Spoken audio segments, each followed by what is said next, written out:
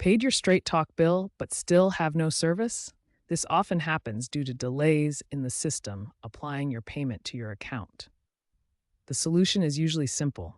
Reapply your plan and sync your device. First, log into your Straight Talk app or website.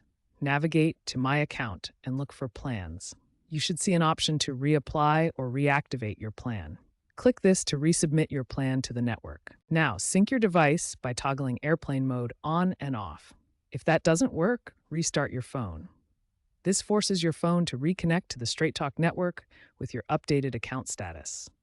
These steps resolve the issue for most users. If reapplying and syncing doesn't work immediately, give it a little time, up to a few hours.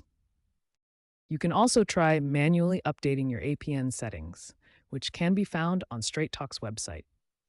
To prevent this issue in the future, enable auto pay to avoid payment delays. Regularly check the Straight Talk app for updates and account status. If problems persist, contact Straight Talk customer service, documenting the issue and any error messages.